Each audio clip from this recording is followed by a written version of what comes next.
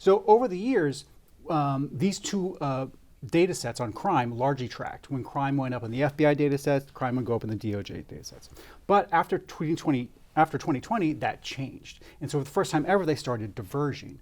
And a big reason why is because the Biden administration put in new requirements on local law enforcement agencies that made it harder for them to report their crime. And as a result, you had a number of large departments like Los Angeles, Chicago, New York, that just stopped submitting FBI data. So when David Muir says, the FBI data shows crime is going down, that's excluding some huge cities that have had crime problems. Whereas the DOJ formula, the DOJ methodology hasn't changed. When you look at the DOJ data, the most recent that just came out last week, it shows that crime is up under Biden. Specifically, violent crime is up 30% and property crime is up 8% since Biden took office. Welcome to The Debrief, where we talk with the Washington Examiner's top journalists about the headlines they're covering and where the story's going next. I'm Sarah Bedford, and I'm here with commentary editor Conn Carroll. Conn, ABC News anchor David Muir somewhat infamously interrupted Donald Trump during a key moment in the debate when Donald Trump was making an argument about crime being up, this country being worse under the Biden-Harris administration, and David Muir interjected to say, actually, crime is down.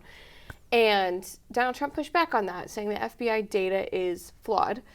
And it turns out, as the Washington Examiner has written on several pieces, including an editorial, that the Justice Department data actually backs up Trump, not ABC. Correct. So to be fair to David Muir for a second, he is correct that the FBI showed us the FBI data that is there shows that crime is down. But Trump is also right. There is a problem with the FBI data.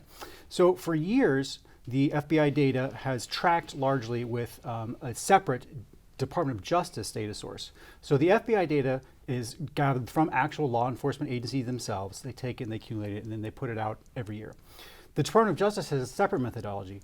They basically have a huge poll. Now I say huge, I'm talking like they're contacting like 120,000 people. To put that in perspective, like when you see a poll, like a Washington Post poll that says, Trump and Harris are tied 40-40, that's only 2,000 people. So this is a much larger statistical look at the United States.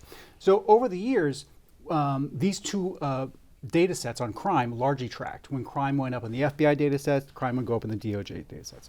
But after 2020, that changed. And so for the first time ever, they started diverging. And a big reason why is because the Biden administration put in new requirements on local law enforcement agencies that made it harder for them to report their crime. And as a result, you had a number of large departments like Los Angeles, Chicago, New York, that just stopped submitting FBI data. So when David Muir says, the FBI data shows crime is going down, that's excluding some huge cities that have had crime problems. Whereas the DOJ formula, the DOJ methodology hasn't changed. When you look at the DOJ data, the most recent that just came out last week, it shows that crime is up under Biden. Specifically, violent crime is up 30% and property crime is up 8% since Biden took office. So in other words, Trump was correct to state that crime is up. Either crime is up or it's not up, right? No. Trump is right. Now, when Trump was speaking, he didn't have the benefit of the latest DOJ numbers, but using the previous year's report, Trump would have been right then too. And Census Bureau data paints a similar picture of things being generally worse under the Biden-Harris administration, right, when it comes to the economy. Right. So when you go back to that same debate, the very first question Kamala Harris was asked was, what are you going to tell voters? Are they better off than they were 4 years ago? And she, of course, didn't answer. And she talked about her middle class values and everything else was her answer about anything. And she completely dodged the question. And there's a really good reason why, which is as the latest census data shows, people are not better off today than they were 4 years ago. Because of inflation, the median household income, according to the latest Census Bureau data, is actually lower today than it was when Biden first took office. That same report specifically looked at housing and rental prices, and how rental prices within the past year were the highest ever over a year-on-year average. And it's because of this inflation that voters are not as good off as they were 4 years ago, and that's a major liability for the Harris campaign. So crime is up. Yes. Your paycheck is down. Yes. Is Trump doing enough to prosecute that case against Kamala Harris, or is he sort of kind of all over the place right now, messaging-wise? So, I mean, the short answer is yes, he's all over the place messaging-wise, but when has that ever not been true? That's true. I think if you go back to any Trump campaign, or even when he was in the White House, he's scattershot, he's all over the place. I think when you look at JD does a much more focused job at hammering home the fact that crime is up, illegal immigration is up. As you said, paychecks are down once you factor in inflation.